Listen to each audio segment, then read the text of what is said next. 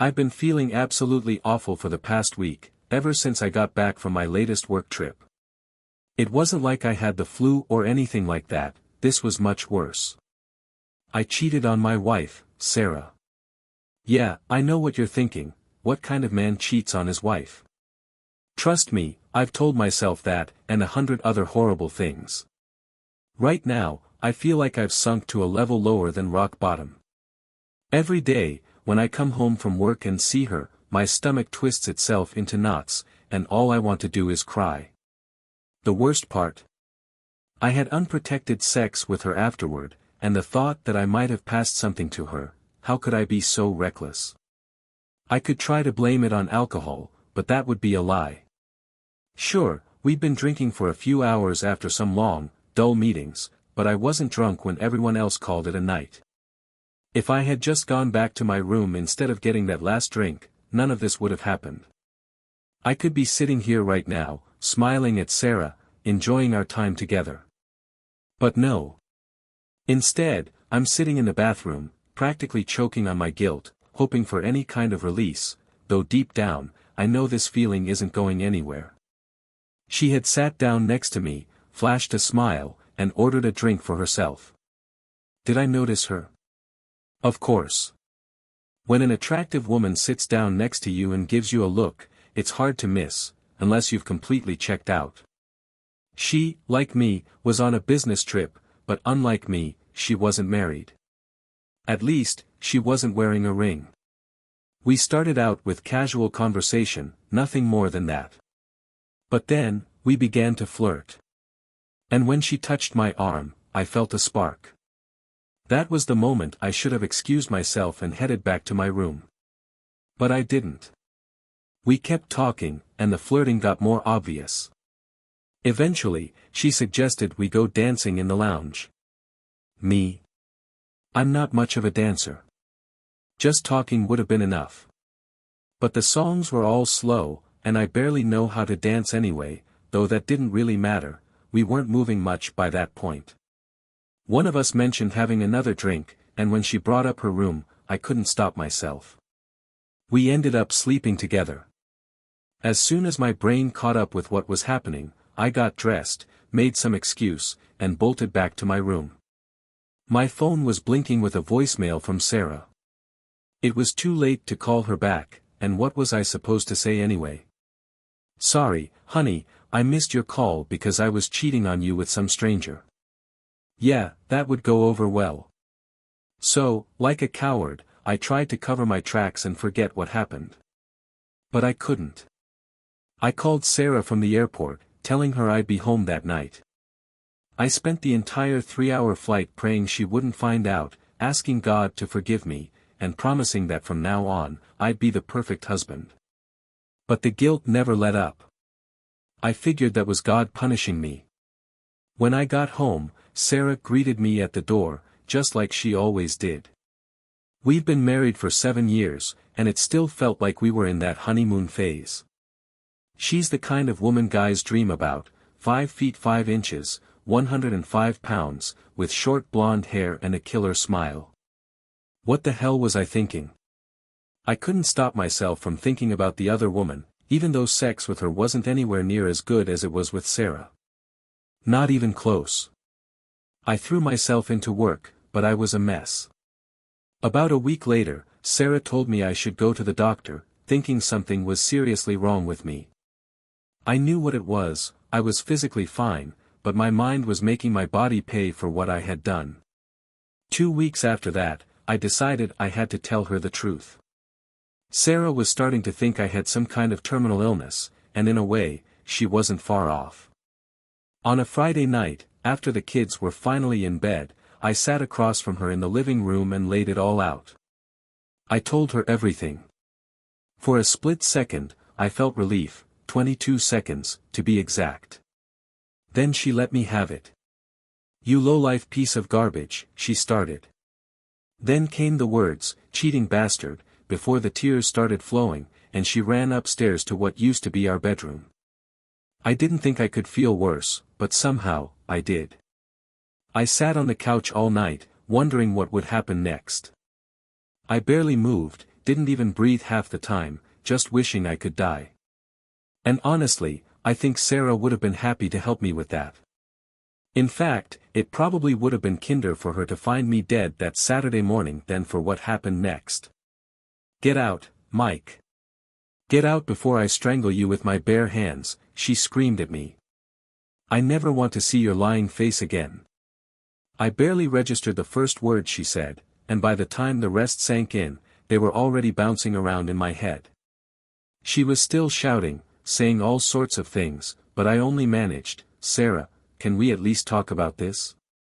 I walked over to her and tried to give her a hug. "Okay, I'll go," I said, trying to calm things down, but it didn't help. "Take your things and leave," she shouted, her eyes red and full of tears. "Mike, just go," she cried again, her fists clenched, and her body shaking. I wanted to hold her and tell her how sorry I was, but I knew there was no going back now, not ever. I packed up 2 suitcases and made my way down the stairs. Sarah watched me, and I slipped quietly out the door. There was a Motel 8 just a couple of blocks from my office, so I checked in there. I even got a corporate discount since I told them I'd be staying for at least 2 weeks. I figured that maybe after those 2 weeks, she'd calm down enough to talk. And so, my exile began. Every couple of days, I'd call the kids and ask if their mom wanted to talk. The answer was always the same. Since Sarah wasn't working, my paychecks were still going into our joint account. When I went to the bank one day and couldn't access the funds, I learned that she had taken everything and opened a new account in her name. We didn't have much to begin with, but I put a stop to the automatic deposits right after that. 2 weeks later, I stopped by the house after work, hoping we could talk. Sarah opened the door but slammed it shut right in my face. She was still furious, obviously. Every Friday after that, I'd swing by, but each time, she refused to talk. I'd see the kids, and they'd ask when I was coming home. All I could say was, "Hopefully soon." The gossip spread quickly among the family, and even though I became the black sheep, everyone still held out hope that we'd somehow work things out. That included me. But how could we fix anything if she wouldn't even speak to me? I decided to visit her parents. I let them berate me for a good half hour, not saying a word in my defense. Then I begged them to talk to her, to convince her to at least speak to me. I told them I'd do anything, counseling, crawling on my hands and knees, if it meant she'd give me 5 minutes. They said they'd try, but warned me not to get my hopes up. A month later, Sarah finally called. But instead of wanting to talk, she was yelling because she was running out of money. "I need you to start depositing your checks into my account," she said. "The bills are piling up, and I can't cover them." My answer was no. "How can you say no? You owe me," she screamed. I replied, "Sarah, I don't owe you anything. I'll take care of the kids, but I don't owe you. I've been trying to talk to you for months now, and you've refused. If this doesn't change, we'll be divorced by the end of the year. I don't want that, but I can't fix this on my own." She hung up. 3 days later, I was served with divorce papers. She was accusing me of cheating, and I was crushed. I took Thursday and Friday off just to wallow in my misery. My parents felt bad for me, but they made it clear that this mess was my fault. When I snapped back at them, saying, "You think I don't know that? You don't have to remind me every day," they told me to leave. I guess I lost it after that, because soon there was a restraining order filed against me. I couldn't come within 250 yards of my own house. Now, whenever I tried to call and talk to the kids, Sarah wouldn't let them pick up. "When you start sending your checks again, maybe I'll let you talk to them," she said. I knew I was in the wrong, but this was beyond unfair. I fought back in court, but I lost on every count. Then I got mad. The court ordered me to take all my things out of the house, so I showed up with a moving truck. I grabbed all my tools, clothes, and anything I had from before we were married. I had a court-approved list, and the sheriff was with me to make sure there were no issues. When I took the stereo, Sarah was upset, but when the movers loaded up the big TV and microwave, she got really angry. And when they carried out the bed from our bedroom, she lost it. She screamed at me, and the sheriff had to calm her down more than once. "Sarah, I never wanted it to come to this, but you didn't leave me any choice," I said, as calmly as I could. "She told me to go to hell. I had no choice but to move back in with my parents. Staying at the motel was getting too expensive, and with legal fees piling up, I needed to see a friendly face every once in a while. Sarah's lawyer went to court, and the judge ordered me to pay temporary spousal and child support. It was nearly 3/4 of what I was making. My lawyer told me we could fight it, but it would take time. I can't live on what's left, I said. It's not even enough to rent an apartment. He suggested I look for a second job. That night, I found myself outside my house, knocking on the door, begging Sarah to talk to me. When the cops arrived, the kids were crying, watching from the window, while the police explained that I had violated the restraining order. "Sarah, I know you can hear me," I shouted. "If you don't talk to me, I'll quit tomorrow, and you'll get nothing, do you hear me? Please, I love you. Don't do this to us." I yelled through my tears. I saw her look at me for just a moment before disappearing. The police escorted me away. The next morning, I handed my resignation letter to my boss, Dan, effective immediately, I told him. I explained what was happening, that Sarah's lawyer was trying to take more than their fair share. "Mike, I'm really sorry. I don't want to lose you. Let's say you're quitting for now, 3-4 months. You'll be out of state, but your job will still be here when this is over. Do what you've got to do, and good luck. Looks like you'll need it." I fired my lawyer and turned off my phone after that. I was unemployed, living with my parents, and only had $500 to my name. "What do you mean you quit? Did you love that job?" Linda shouted at me over the phone. "I loved you more, but it seems I've lost both," I replied. "You can't do this to the kids and me," she yelled. "I already did. Call work and talk to Dan, it's settled. We'll probably lose the house, and both cars will be gone in a couple of months if we can't pay the bills." I paused, feeling the weight of it all. "Tell your pitbull lawyer to send me the papers, and I'll sign them. But I only have $500 left, so that's all he's going to get." "You win, Linda. You finally broke me. I hope it was worth it." This time, I hung up. The papers never arrived. My father asked what my plans were, but like I told everyone, I had no idea. I missed my kids, and even Linda, my wife, or maybe now, my ex-wife. But I had reached the point where I didn't care anymore.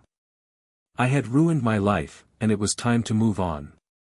"Steve, honey, you need to eat something. You're losing too much weight," my mother told me. She was right. These last 6 months had been hard on all of us, but especially on me. My father wasn't as gentle. "Son, get your head out of your ass. You can't complain forever. Be a damn man and pull yourself together. You're starting to make me sick, looking at what you've become." He was right. I called Dan and told him I wasn't coming back. Linda was divorcing me, refusing to let me see the kids, and the court wouldn't force her to either. I was tired, just exhausted. "It's time to move on." Dan shook my hand. "You can use me as a reference whenever you decide what to do next." Dad said I was running away, and Mom just asked me to write them letters from wherever I went. I sold my TV and whatever else I could, leaving with $1,000 in my pocket and 2 suitcases of clothes. My car hadn't been repossessed yet, so I hit the road at 8 a.m. I left a note for Mom, my wedding ring, and my grandfather's pocket watch, meant for my son. I was angry at Linda for letting things get to this point, but angrier at myself for starting it all. 2 states later, I stopped. I needed a job, any job. For the next 3 months, I did all kinds of menial work just to pay rent and buy food. One night, while bartending, a group of businessmen came in. I'd seen them before and overheard their conversation. I need a guy who can sell snow to an Eskimo, and I needed him yesterday. My 2 best salesmen left last month, and the replacements are useless. I scribbled my current number on an old business card along with Dan's. I can sell snow to an Eskimo and teach him to sell it to his friends, I said, handing the guy the card. Check with my old boss if you don't believe me. Then I moved on to pour another drink. By the time I turned back, they were gone, but at least they took the card. When they didn't show up the following week, I figured they'd tossed it. But the Tuesday after that, the man returned just after 5. Dan confirmed your story, he said, and told me I'd be a fool to let you slip by. The only question is, if you're so good, why are you working here? I gave him the short version, and they hired me on the spot.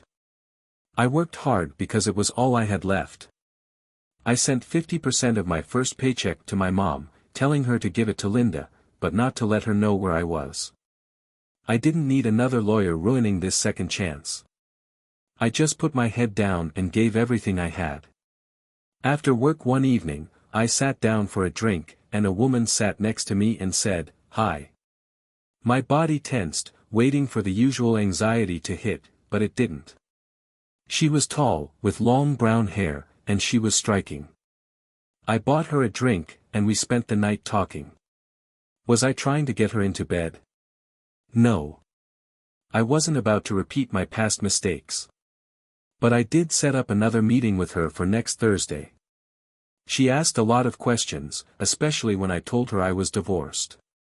When I mentioned it, she didn't blink. Instead, she asked me about what had gone wrong, and who was to blame. I made one mistake in my life, and it cost me everything I had. But my ex made sure I lived through that mistake every single day until I finally left. Do you still love her? Fran asked me. That was a tough question. I guess I still love the old Linda, not the new version she's become. I sighed.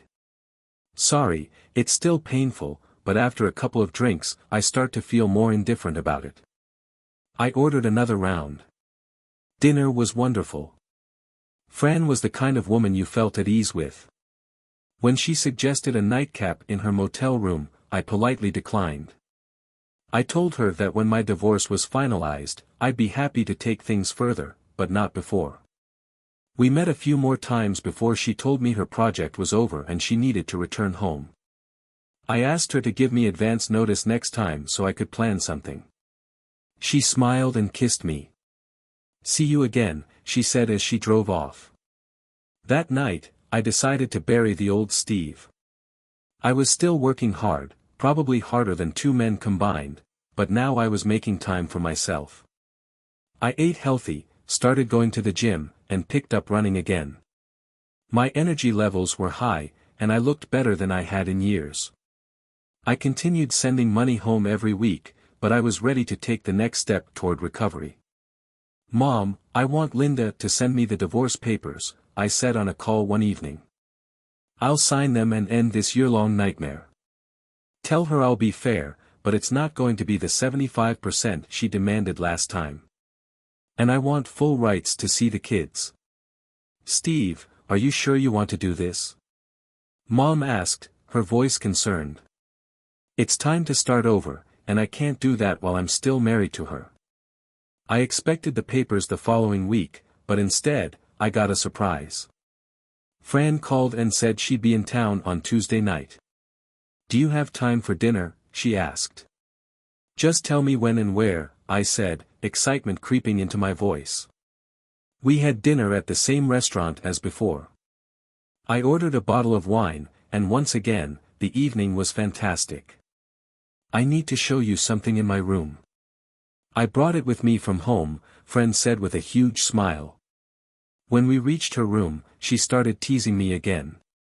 Fran, I can't, not yet. Maybe soon, I said, smiling. Well, don't blame a girl for trying, she said as she opened the door.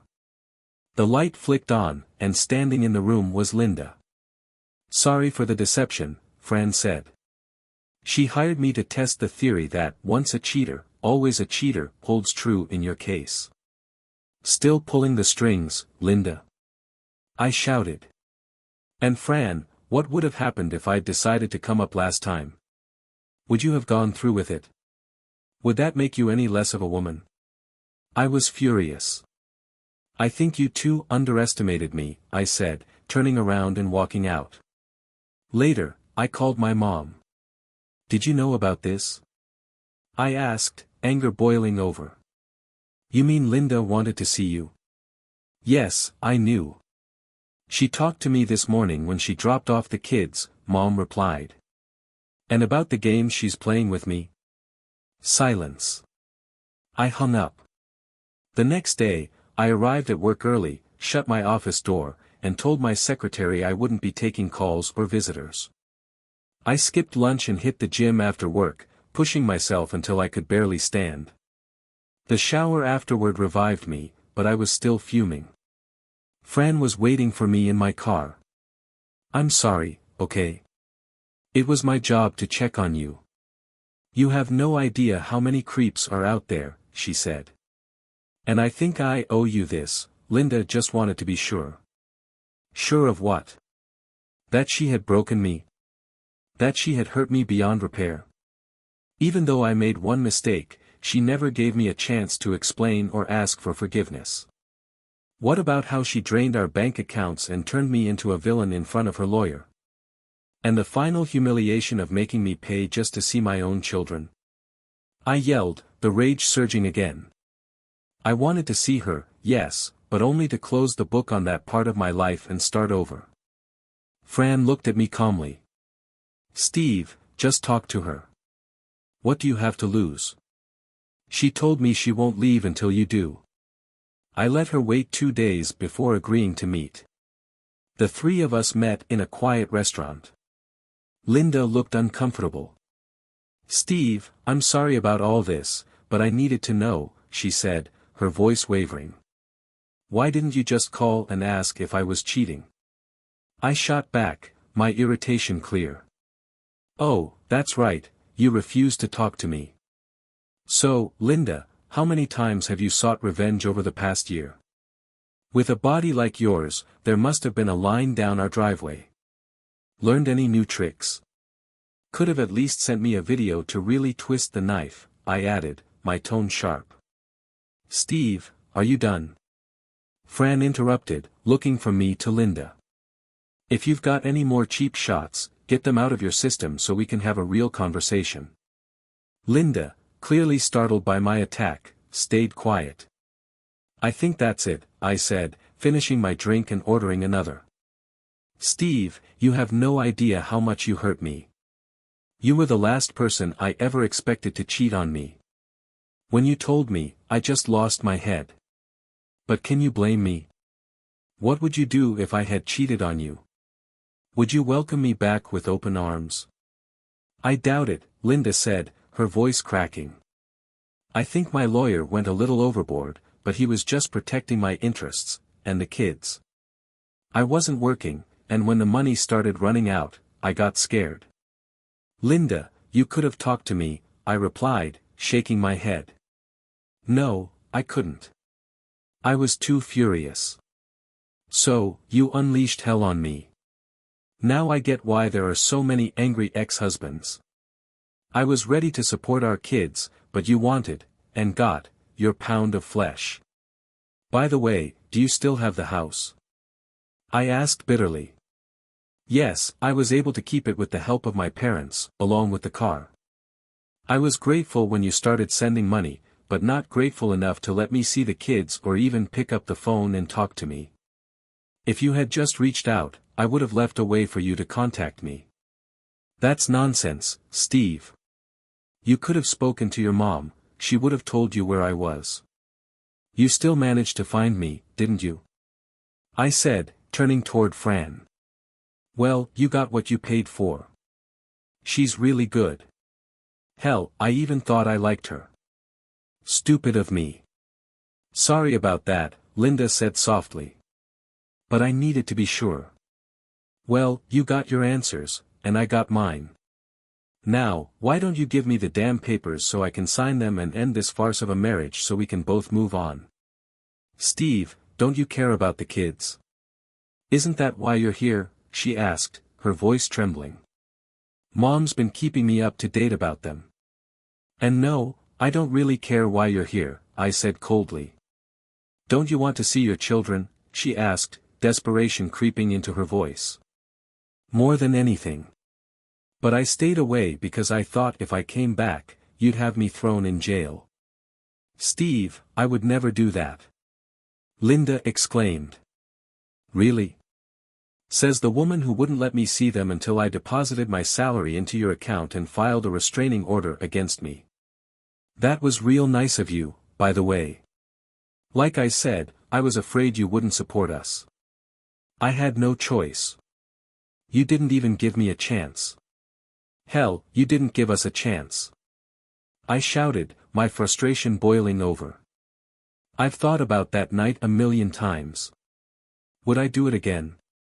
Never. I couldn't live with what I did to you. It's been eating me alive every day since. I ruined a good marriage, and I've paid for it every single day. Linda was quiet for a moment. Now that we've both apologized, we can move on. But don't ask me to be your friend. I loved you too much to watch you move on while I stayed behind. I'll see the kids when I can, and we'll all learn to live with it. I've dated a few guys, but I haven't slept with any of them, if you're wondering, she added softly. Damn, girl. I remember how much you enjoyed sex with me. At least now you can sleep with the next guy you meet, I said, the sarcasm biting. We didn't just have sex, Steve, we made love. And yes, I miss that more than you can imagine, she admitted, pain in her voice. Enough talk about sex, Fran interjected. Steve, I would move the earth for you. Just ask my wife, she never complained. Fran smiled briefly before looking serious again. Linda's voice softened. Steve, what would you say if I asked you to try again? To see if there's anything left between us? Why now, Linda? Have you forgiven me? I doubt it. And if I left my job to come home and it didn't work, I'd have to start all over again. I don't have the strength for that. I talked to Dan. He said you can come back to your old job with the same seniority you had before. When did you last speak to him? 3 weeks ago, Linda answered. I know this won't be easy, but I'm ready to try again. I want to take back what we had. Would you give us another chance, for me and the kids? I paused, the weight of her words sinking in. If you had asked me 6 months ago, I would have taken the chance. But now? I've moved on, at least in my mind. It was hard, but I've come to terms with the fact that what we had is gone. For the sake of my own sanity, I had to let go. Give me a day or two to think about it and talk to Dan, I said, feeling the conflict inside me. I guess that's all I can ask for now, Linda replied, her voice quieter. But please think about what we could have again. The next few days passed in a blur of phone calls before I finally boarded a plane home to meet with Dan. He was happy to see me, delighted at the possibility of my return. I couldn't find anyone to fill your place. I heard you've been doing great at Apex Industries, he said. When Linda talked to me about your return, I told her I'd take you back in a heartbeat. Dan and I talked, but he was surprised at how much I was earning now. He admitted he couldn't offer me that same amount but promised to get back to me in a few days. I stayed with my parents, and the first day was stressful. Sorry, my mom said. Linda made me promise not to tell you anything. She's been planning this for a couple of months. And no, I didn't give you away, she found you herself. Just smile and go see your kids. They know you're in town. It does sound like they're negotiating the terms of a legal contract rather than mending a relationship. Both Steve and Linda seem to recognize that the trust between them is shattered, and they're attempting to navigate their future through formal agreements, rather than emotional healing. By suggesting lie detector tests, legal protections, and future agreements, it's clear they're operating with a defensive mindset, trying to shield themselves from more pain and betrayal. It shows that while there's a desire to fix things, they're focusing more on preventing further damage than rebuilding trust and emotional connection. They seem aware of the complexities and pain but are not entirely sure if their efforts will even lead to a successful reconciliation. The contract, in this case, acts as a form of reassurance, but it also indicates that there's still significant distance between them emotionally. It sounds like Steve is reaching a breaking point in his effort to rebuild trust and rekindle his relationship with Linda. Despite their attempt at counseling and formal agreements, Steve feels as though he's constantly being punished for his past mistakes, without any significant progress or resolution. His frustration is compounded by the fact that, while Linda seems to want to keep him around, she's not fully committed to moving forward, especially with intimacy. Linda, on the other hand, is clearly dealing with her own hurt and mistrust, but her reluctance to fully reconcile, even after they've been working on things for a while, makes Steve question whether she really wants to be in the marriage. Her emotional outbursts, especially when confronted about her almost affair, show that there's a lot of unresolved tension. Steve's ultimatum of leaving reflects his realization that he's reached his limit in trying to make things work. He no longer wants to live in a limbo of being emotionally and physically distanced while still being married. Even though Linda says she doesn't want him to leave, her actions aren't enough to convince him that she's truly invested in repairing their marriage. The scene ends with an emotional standoff, Steve ready to walk out, and Linda unable to stop him but not fully making the effort to make him stay. This situation seems to be headed towards a painful conclusion unless both are willing to make significant emotional strides and compromises.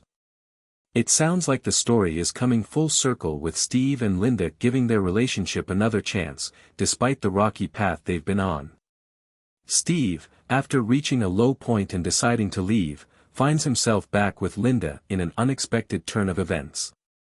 Their time apart, while painful, has ultimately led them to a place where they are ready to rebuild, albeit with some lingering issues and uncertainties.